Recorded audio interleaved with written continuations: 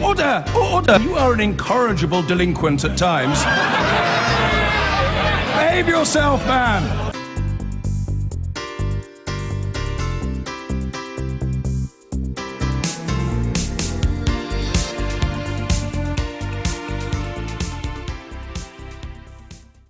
Well, now, with the economic uncertainty after the Brexit vote, there's renewed concern tonight over the future of Tata's steel operations in the United Kingdom. The largest of its plants at Port Talbot in South Wales employs 4,000 people. But this was an area where 57% of voters last week supported leaving the EU. Our Home Affairs correspondent Andy Davies has been speaking to some of them.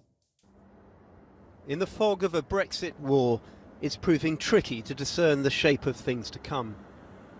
Not least when it involves the British steel industry.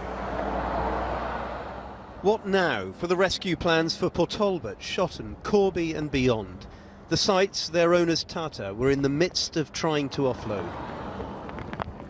In Port Talbot's Docks Cafe this morning we meet Scott, a 27-year-old steelworker who voted to remain.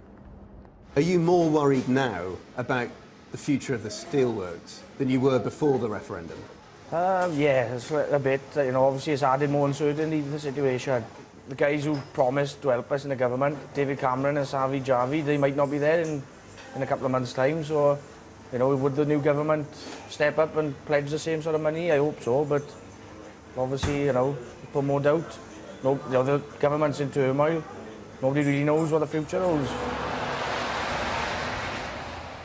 The government says there's money still on the table, but some are worried that momentum might now be lost on the critical issue of pensions and finding a way to clear a £700 million deficit for a potential buyer.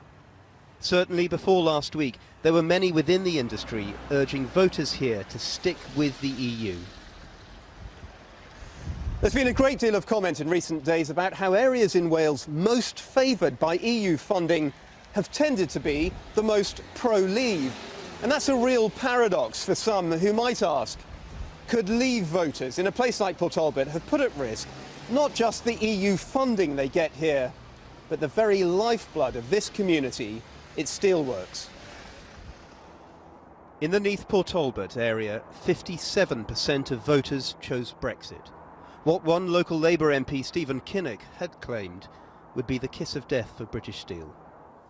Are you not worried that your vote to leave could actually backfire on the steelworks here and all the families who rely on it? Because Britain has survived 2 world wars, and you were telling me it won't survive this. I think we've done the right thing. And according to Scott Bamsey, half of the steelworkers on his shift agreed and voted out. Some people will find that very surprising, how many steelworkers voted out, given the warnings that had been made about the future of the steelworks. Yeah, we had warnings from the unions, we had warnings from Tata. Really, the voted in would be the best for us, but obviously... So why did they vote out, do you think? There's different, some of them talk about immigration, some mentioned about being governed by our own government rather than being dictated to by Brussels. Some thought it might help the steel industry because obviously we can control our own tariffs now on what steel comes in. We can make British companies buy British steel, so I could see their point of view. Clearly the Leave camp's claims that the EU had worsened the steel crisis and that Brexit would liberate the industry resonated with many here. But the white smoke signifying a sale has yet to appear. Andy Davies reporting there. I've been getting away with it all